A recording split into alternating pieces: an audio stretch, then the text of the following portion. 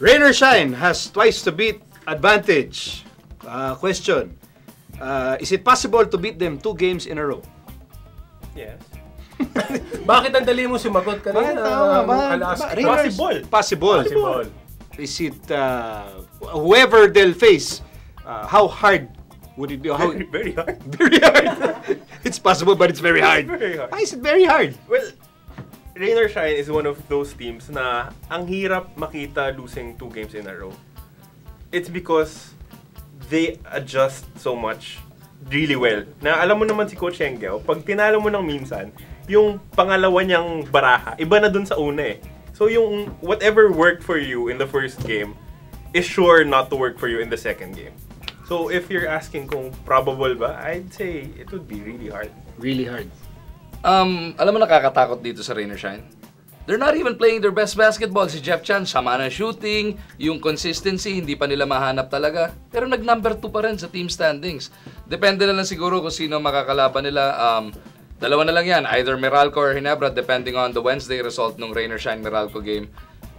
Siguro, even though they've had Ginebra's number in the playoffs, ilang best of 3, best of 5 na niyang pinapataw Ginebra, pag nakasungkit ng isa yung Barangay Ginebra, yung crowd, mabubuhay talaga, and yung do or die na yun magiging matindi. Yung Meralco, different story. Mas mahihirapan yung Meralco. Ginebra might have an easier chance if they take their first game, of course, para magka-do or die. I agree with Magu. I think Rain or Shine will have a tougher time against Ginebra as compared to Meralco, of course. But, you know, I mean, I think it's possible to beat them twice in a row. They haven't really been playing that well because, as we said, I mean, they're number 2, obviously, but not all the guys are really playing up to their level yet. I mean, it's scary to imagine that they're already this high and everybody's not firing the same cylinder yet. You know, I mean, if Jeff Chan gets hot, they're gonna be really scary. But the good thing that they have is everybody's stepping up naman. Different game. Minsan si Aranya. I mean, Pauly's always there. Minsan, like, they beat us with Gabe playing just 12 minutes. I mean, it's probably the least number of minutes Gabe's played. But, you know, they're a really good team. And I wouldn't be surprised, actually, if they end up making it all the way to the finals. But if they can lose 2 in a row, that's possible. If they get cold, you know, minsan, di mo alam. Like, you know, they were up 20 or something against Alaska. They ended up 22. Losing, diba? You never know. Yeah, that's a good point. Benji? Katulad ng sabi ni Magu, depende sino makakalaban. Pero, for me naman, kung Rain or Shine, compare mo sa Alaska, I think meron chance na matalo ang Rain or Shine. Hindi ko naman masabing matalo na ma-out sila, no? Pero may chance. Kung kukumpira mo sa Alaska. So parang you're saying mas vulnerable itong Rain or Shine. Yes. What makes them vulnerable? Ano yung aspeto ng is it, you know, the way they style to play or I don't know, their defense or ano ba? Ang mangyari kasi like pag si Jeff Chan medyo sumama ang laro. Loob. Sumaloob kasi malitin na. Matron Jersey eh. Masama ang loob. Iba naman masamang loob. Masama yung loob. Loob, iba yun. Layo na pag-usapan. Huwag nyo edit yan. Pag suma laro niya, usually parang nadadala niya yung team. So, yun lang yung nakikita ko. Bakit ba parang ang dating na Rain or Shine is, because I tend to agree with your observation that they're not playing exceptional basketball. Parang, when you look at, Yet. When you look at Pauly, you know, you can't compare it to his parang they've only been doing enough. Parang they're pulling their punches pa eh. Yun ang nakakatakot eh. Parang pa-jab-jab pa lang sila sa ngayon eh. So sige. If I'm going to agree with you na parang itong Rain or Shine eh pumipacing pa. Ang tanong, yan ba'y pumipacing or yan na yun? Kala ka ba nag-agree ka na pumipacing? Hindi nga, natanong ko lang nga eh. Pwede, kasi diba? Baka talagang hanggang pacing lang. Diba? May pacing lang ako. Yung pala, yun ay pinaka...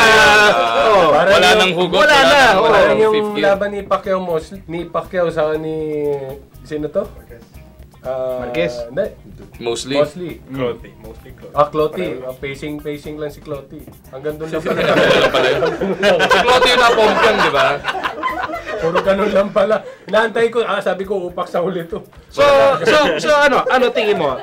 Based on your knowledge of this team and your impeccable gut feel, ito bang Rain or Shine may extra gear pa? Meron. They've been on a mission. They've seemed like they have been on a mission. They've been to back-to-back finals. napahiya nga sila eh. In that last Philippine Cup Finals, na-sweep sila. Yung mindset nila, hindi itong elimination round. Kita mo na nga, medyo petiks-petiks pa. Kung totoong pacing lang sila, petiks-petiks, nag-number 2. Parang dito sa bobomba yan pagpasok ng Sa playoffs. lalim ng bench nila. O kung Jaime tsaka Iloners nga, Andun lang. nakakatulog Sige, pa. pag gumanda pa yung laro nila. Okay, now, since sinabi ni Magu na may extra gear pa, yung Rainer Shine at nakakatakot sila, okay?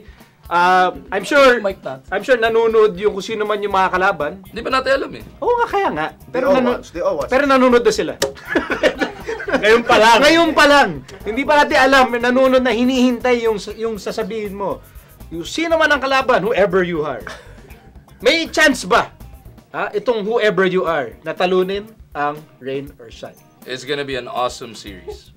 That's not an answer. Ay, hindi ko pa alam kung sino eh. Next week natin, Himay. Let's say kung... Ay, wala na pala next. Let's say kung Hinebra... Meralco muna, Meralco. Kung Meralco, pumasok. Kung Meralco ang mag-number 7, may chance ba sila sa Rain or Shine? Malabo. Oh, yes. I like Kung Hinebra ang mag-number 7, may pag-asa ba silang talunin ang Rain or Shine? Pag bumalik si Kagiwa, may laban. Kung wala Wala. Kagiwa. Mahirap, wala nang Mamaril eh. Mamaril won't be back till at least the semis kung papasok. Wala nang bigs, ubos na. Di ba?